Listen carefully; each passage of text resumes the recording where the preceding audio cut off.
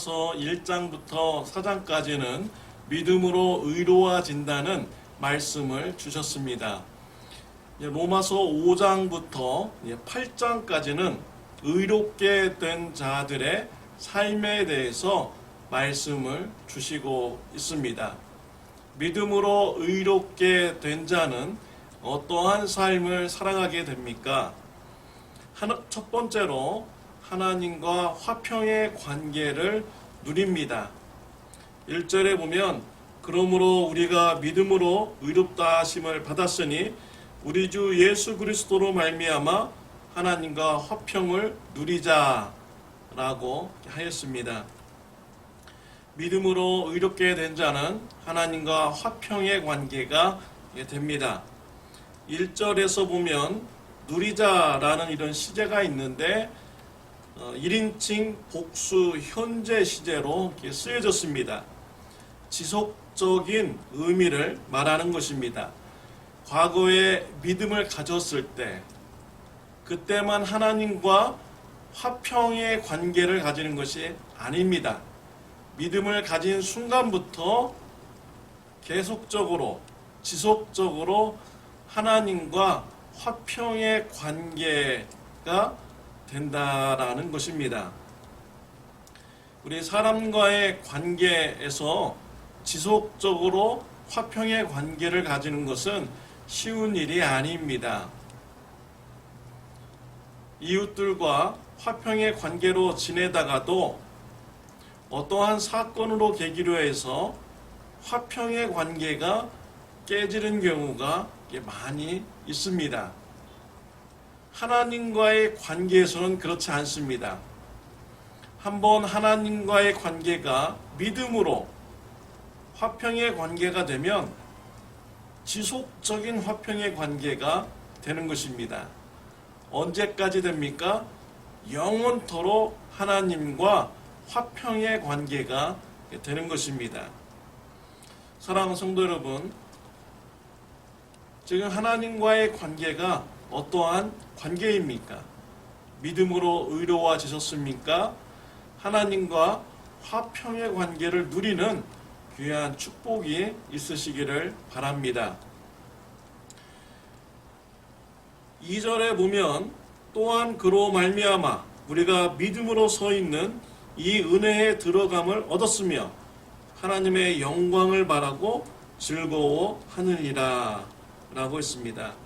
하나님과의 화평의 관계가 되어서 하나님의 은혜의 관계에 들어가게 되었고 하나님의 영광을 바라보며 즐거워한다 라고 했습니다. 여기 2절에 보면 즐거워한다 라고 했는데요. 원어적인 의미는 자랑한다 라는 그런 의미가 담겨져 있습니다.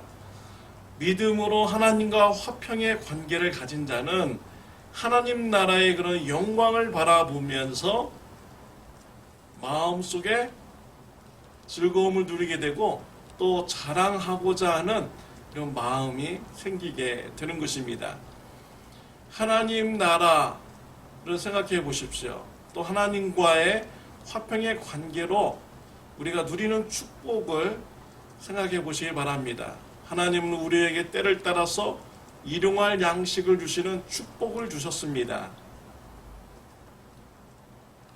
이웃의 죄를 용서할 수 있는 신앙인으로 성장시켜주는 축복을 주셨습니다. 악에서 떠나고 성화되어가는 이런 삶을 축복으로 주셨습니다. 우리 삶을 돌아보면은 하나님으로부터 받은 이런 축복이 있는 것이죠. 이러한 것을 자랑하고자 하는 이런 마음이 생기는 것이죠. 이것이 간증이 될 수가 있고요. 이것이 전도가 될 수가 있는 것입니다.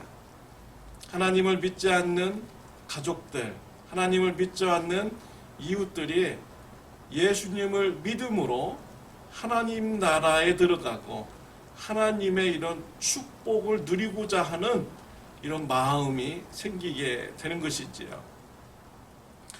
믿음으로 하나님과 화평의 관계를 가진 자는 하나님 나라의 영광, 하나님 나라의 축복 때문에 즐거움에 있게 되는 것입니다. 그러나 우리 성도는 이 세상에서 환난을 받는다라고 오늘 본문에서는 기록이 되고 있습니다. 3절과 4절에 보면 다만 이뿐 아니라 우리가 환난 중에도 즐거워하나니 이는 환난은 인내를, 인내는 연단을, 연단은 소망을 이루는 줄 알미로다 라고 이렇게 하였습니다. 세상에서 예수님을 믿는 자는 환난을 당합니다. 예수님의 11 제자들, 예수님의 복음을 전하다가 모두 순교하였습니다. 사도 바울도 예수님의 복음을 전하다가 순교하였습니다. 초대교회 성도님들은 로마 정부로부터 많은 환난과 핍박을 당하며 순교하였습니다. 오늘날도 마찬가지죠. 이슬람 국가에서 기독교인들을 핍박합니다. 공산주의 국가에서 기독교인들을 핍박합니다. 민주주의 제도 아래서도 예수님을 믿는 자를 핍박합니다. 유럽에서는요, 예수님의 복음을 전하고 같이 기도하자고 해도 법정에 가서 재판을 받아야 되는 이런 사회입니다. 재판에서 이 사람이 오염됐다라고 하면서 재교육을 받아야 된다라는 이런 판결이 나오기도 하였습니다. 민주주의 제도 아래서도 예수님을 믿는 자는 환난과 핍박을 당합니다. 코비드-19로 인해서 우리 교회가 참 어렵게 되었습니다. 많은 교회들이 제대로 예배를 드릴 수가 없게 되었습니다. 어떤 교회에서는 어려운 상황이지만 우리 모여서 예배 드립시다. 뭔가 잘못돼서 감옥에 가게 되면 제가 가도록 하겠습니다 라고 하면서 성도님들이 예배를 드리자고 하는 이런 교회들이 여기저기에 있습니다. 코비드-19이 빨리 진정이 되어서 저와 우리 성도님들 교회에 모여서 예배 드리는 날이 빨리 왔으면 좋겠습니다. 예수님을 믿는 자들은 세상에서 여러 가지 방법을 통하여서 환난과 핍박을 당하게 되는 것입니다. 그러나 이런 환난 중에서도 우리 성도님들은 기뻐하게 되는 것이죠. 왜냐하면 환난으로 끝나는 것이 아니기 때문입니다. 환난은 인내를, 인내는 연단을, 연단은 소망을 이루기 때문입니다. 환난 후에 소망이 이루어지기에 우리 성도님들은 즐거워하는 것이죠. 욥은 하나님을 잘 믿는 자였습니다. 그에게 큰 환난이 닥쳤습니다. 이 환난의 기간에 욥은 인내하였습니다. 연단 받았습니다. 그리고 소망을 이루는 축복을 받았습니다. 욥은 환난이 기간이 지난 후에 고백을 합니다.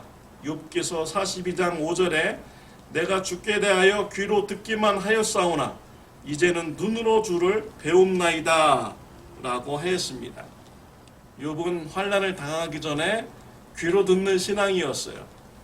그러나 환난을 잘 이긴 후에는 욥의 신앙은 눈으로 보는 이런 신앙으로 성장한 것입니다. 환난으로 끝나는 것이 아닙니다. 환난 후에 소망이 이루어지는 이런 축복이 있게 되는 것이지요. 그래서 우리 성도님들은 환난을 만나도 환난 가운데서 소망을 바라보며 즐거워하게 되는 것입니다. 코비드-19으로 어려운 상황이지만 이 환난의 기간을 잘 이겨내며 환난을 통하여서 우리가 상상하지도 못하는 이런 믿음의 성장이 있을 줄 믿습니다. 5절에 보면 소망이 우리를 부끄럽게 하지 아니함은 우리에게 주신 성령으로 말미암아 하나님의 사랑이 우리 마음에 부은 바 됨이니라고 했습니다. 하나님 나라에 대해서 소망을 가지는 것이 부끄럽지 않게 되는 것입니다. 왜냐하면 우리의 소망은 하나님의 사랑으로 시작이 되었기 때문입니다. 세상에서는 의인을 위해서 죽어주는 자가 간혹 있습니다. 선한 사람을 위해서 죽어주는 자가 간혹 있습니다. 그러나 죄인을 위해서 죽어주는 자는 이 세상에는 없는 것입니다.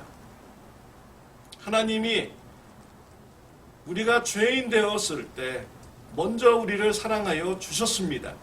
독생자 예수 그리스도를 십자가에 못 박아 죽게 하심으로 우리를 죄에서 건져주시고 구원하여 주셨습니다. 하나님께서 예수 그리스도를 통하여서 먼저 우리에게 사랑을 베풀어 주신 것이지요. 우리는 하나님을 믿기 전에 하나님과 원수된 관계였습니다. 하나님을 조롱하고 이해가 되지 않는다고 믿지 않는 자였습니다. 이런 우리를 하나님께서는 먼저 우리를 사랑해 주셨습니다. 예수님은 저와 여러분들을 불쌍히 여겨주시고 먼저 사랑을 베풀어 십자가에서 저와 여러분들이 받을 형벌을 대신 받아 죽으셨습니다. 이와 같은 하나님의 풍성한 이런 사랑이 있기 때문에 우리의 소망이 부끄럽지 않는 이런 소망인 것이지요. 믿음으로 의롭다라고 칭함을 받았습니까? 하나님과 화평의 관계를 누리시는 즐거움이 저와 여러분들에게 있으시기를 바랍니다. 환난 중에서도 소망이 이루어질 것을 바라보며 즐거움이 있으시기를 바랍니다. 또 하나님의 그런 풍성한 사랑을 바라보며 신앙생활을 축복 가운데서 잘 하시는 저와 여러분들이 되시기를 바랍니다. 기도드리겠습니다. 하나님 아버지 감사합니다. 믿음으로 의롭게 해주시고 하나님과 화평의 관계로 즐거움에 이런 누리는 이런 축복을 주시니 감사합니다. 이 좋은 복음을 불신자 가족들에게 불신자 이웃들에게 전하는 저와 우리 성도님들 되게 하여 주옵소서. 예수님의 이름으로 기도드렸습니다. 아멘.